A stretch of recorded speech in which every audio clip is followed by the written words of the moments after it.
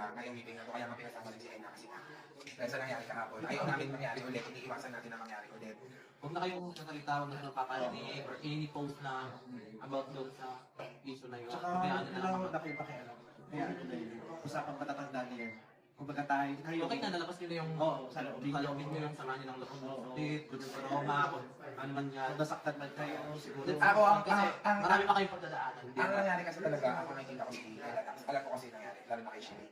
Ngayon, kailangan natin sa kanila mapaliwanag kay Ella Dax, kay Shilly, kasi medyo mabigat. Ang nangyari kasi, akala ko muna talaga, ako to parang biro-biroan nga lang.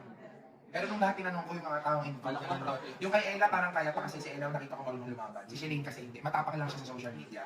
Ngayon na nangyari, ganito pala. Pinausap ko si Ika, tinanong ko bakit ito ang nangyari. Ang isip ko, hindi mo sisinungaling sa inyo. Pag hindi sinungaling si Ika, napakabait na bata ni Ika. Ang sabi pa ni Ika sa amin kanina, sa akin ni Ika, sinabi ko nga po kay Tita Riri, yun, si Tita Riri pangapil na tayo. Totoo ba?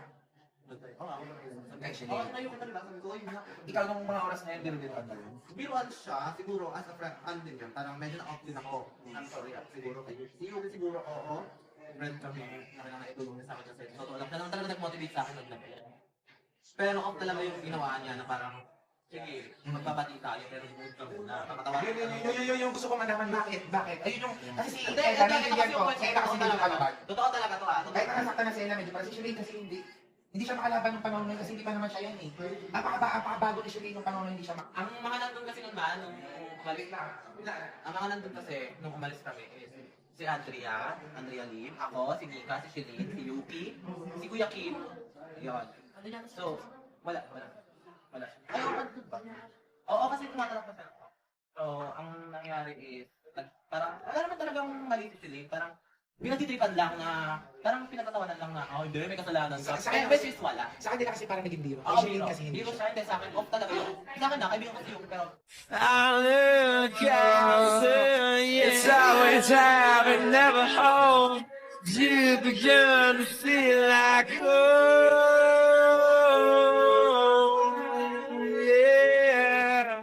siya, hindi sa akin. Off talaga yun. Sa akin na, kaibigan ko si Yuki, pero Kung pahintutan mo ako,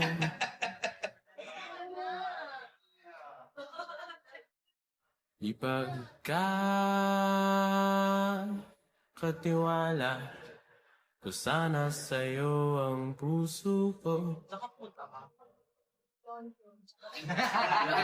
Ako, gusto ko yan.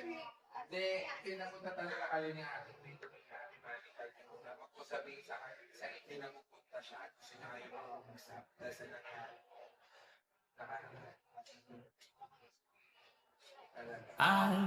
Alamat lang ba ang pahinga ng dalawa? Kaya sa